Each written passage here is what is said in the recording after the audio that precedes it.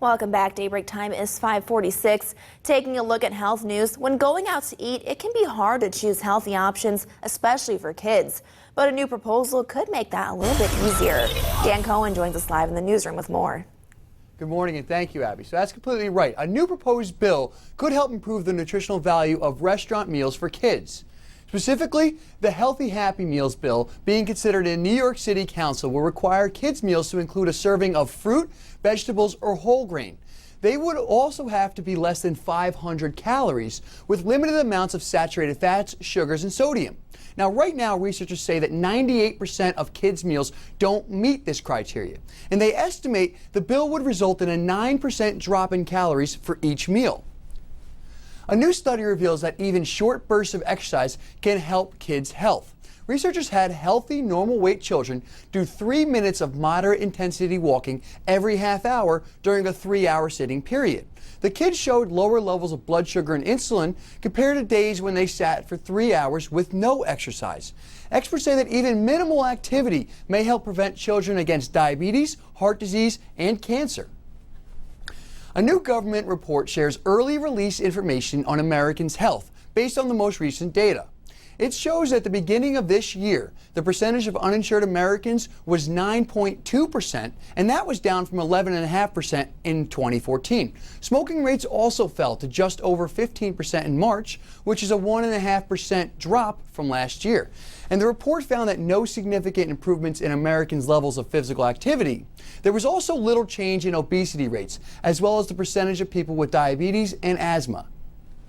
Also in your health news, back-to-school anxiety is very common. Now, according to a new study, 53% of parents say that schoolwork or homework causes the most stress for their kids. But for parents, it's the big transition that can cause the most anxiety, like heading off to kindergarten for that first time.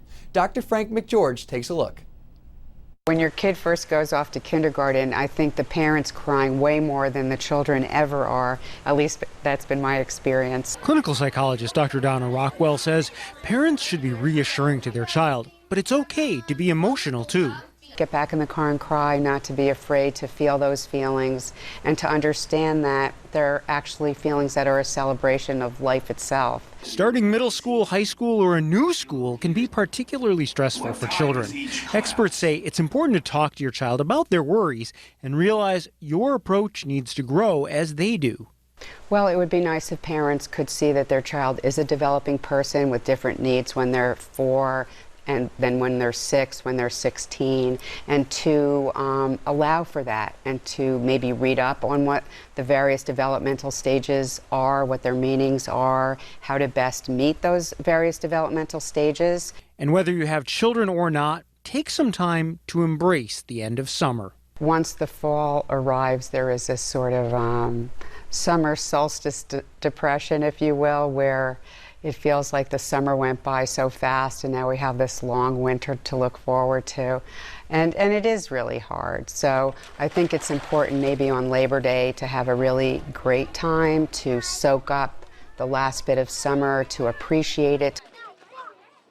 And Dr. Rockwell says it's really important for parents to make this time of year fun and organized. Being prepared will make the transition back to school a little easier on everyone. That's it for me in the newsroom. Let's send it back to Abby in the studio. All right. Thanks so much, Dan. Well, during